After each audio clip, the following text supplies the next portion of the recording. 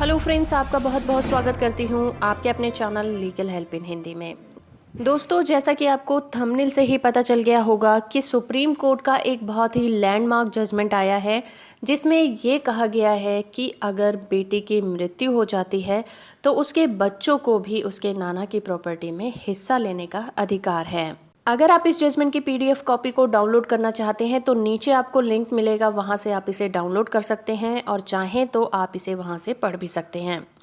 तो देश की सर्वोच्च न्यायालय की 3 जजों की पीठ ने ये पूरी तरह से स्पष्ट कर दिया कि भले ही पिता की मृत्यु हिंदू उत्तराधिकार संशोधन कानून 2005 लागू होने से पहले हुई हो या फिर बाद में हुई हो, इससे कोई फर्क नहीं पड़ता।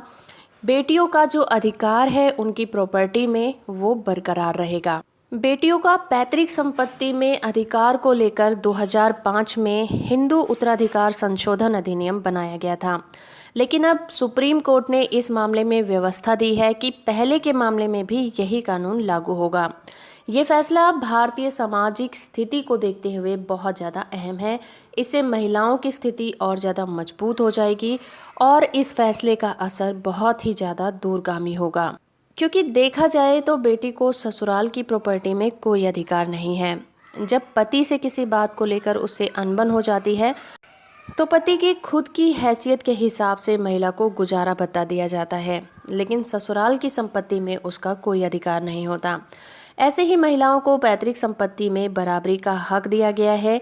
कहीं ना कहीं तो उसे पैतृक संपत्ति में अधिकार मिलना जरूरी था। पहले के कानून की बात करें तो हिंदू लॉ के तहत महिलाओं के संपत्ति के अधिकार को लेकर लगातार कानून में बदलाव की जरूरत महसूस होती रही थी और टाइम टू टाइम कानून में बदलाव भी होता रहा था। संसद ने 1956 में हिंदू उत्तराधिकार अधिनियम बनाया और महिलाओं को संपत्ति में अधिकार दिया। इस कानून से पहले हिंदू लॉ के 2 स्कूल मितक्षारा और दाए भाग में महिलाओं की संपत्ति के बारे में व्याख्या की गई थी।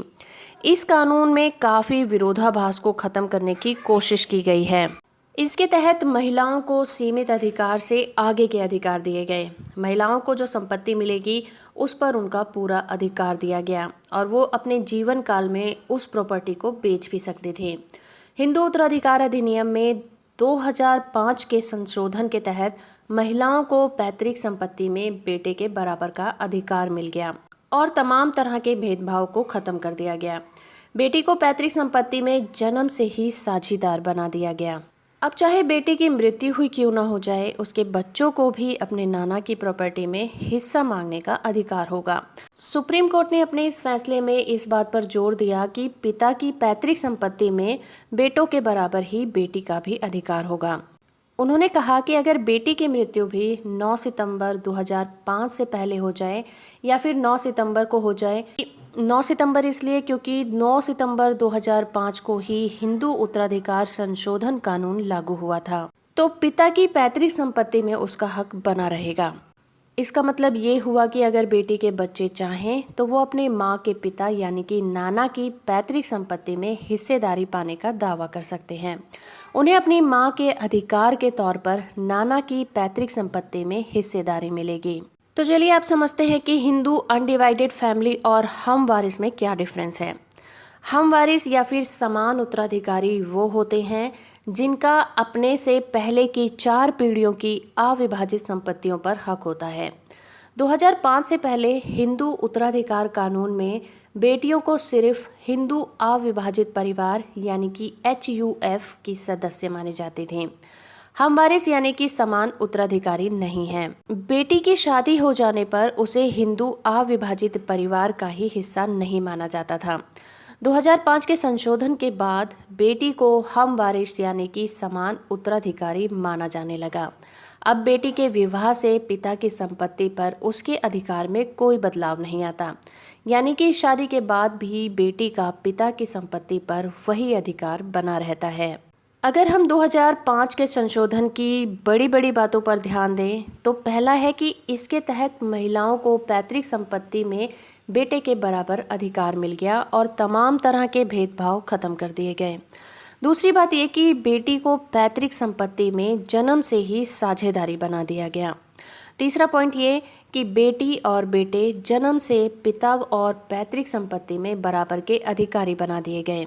इसके तहत बेटियों को इस बात का भी अधिकार दे दिया गया कि वो कृषि भूमि का बंटवारा भी करवा सकती हैं।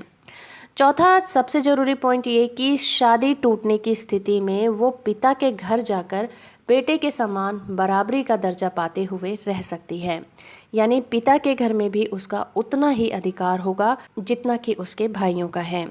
और पांचवा पॉइंट ये कि बेटे और बेटी दोनों को जन्म से ही बराबरी का दर्जा दे दिया गया है। इस कानून के बाद बेटी कब पैदा हुई इससे भी कोई फर्क नहीं पड़ता।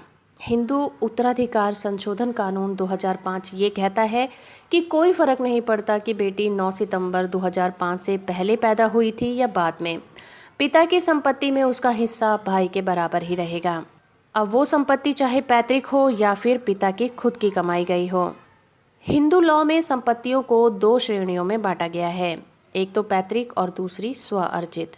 पैतृक संपत्तियों में 4 पीढ़ी पहले तक पुरुषों की वैसी ही अर्जित संपत्तियां आती हैं जिनका कभी बंटवारा ना हुआ हो।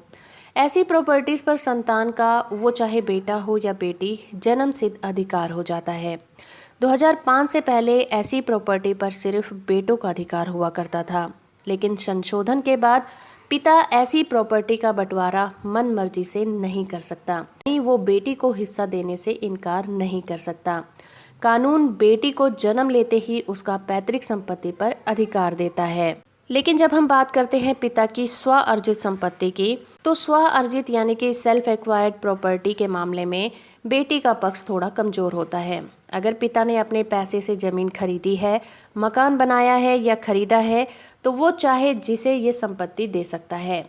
सेल्फ एक्वायर्ड प्रॉपर्टी को अपनी मर्जी से किसी को भी देना पिता का कानूनी अधिकार है, यानी कि अगर पिता चाहे तो वो बेटी को दे सकता है, अगर ना चाहे तो वो बेटी को हिस्सा देने से इनकार कर सकता है। इसमें बेटी कुछ नहीं कर सकती। तो ऐसी कंडीशन में क्या होगा जब एक पिता की वसीयत लिखे बिना ही मौत हो जाती है। अगर वसीयत लिखने से पहले पिता की मौत हो जाती है तो सभी कानूनी उत्तराधिकारियों को उनकी संपत्ति पर समान अधिकार होगा।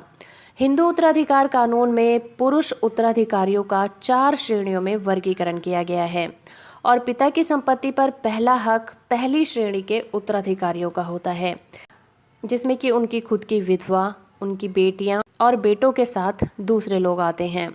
हर एक उत्तराधिकारी का संपत्ति पर समान अधिकार होता है। इसका मतलब ये हुआ कि बेटी के रूप में आपको अपने पिता की संपत्ति पर पूरा हक है। तो दोस्तों, ये था सुप्रीम कोर्ट का लेटेस्ट जजमेंट जो कि डॉटर्स के प्रॉपर्टी राइट की बात करते हैं। आई होप कि ये जानकारी आपको पसंद आई होगी। वीडियो अच्छा लगा है तो आप इसे लाइक करिए, शेयर करिए। जजमेंट को डाउनलोड करना चाहते हैं तो नीचे आपको लिंक मिल जाएगा, वहां से आप इसे डाउनलोड कर सकते हैं। चैनल को अभी तक सब्सक्राइब नहीं किया है तो वो भी कर लीजिए। साथ में ऑल नोटिफिकेशन बटन है, उसे ऑन कर दीजिए ताकि जब भी मैं कोई नई वीडियो अपलोड करूँ आपको उसके नोटिफिकेशन मिल जाए।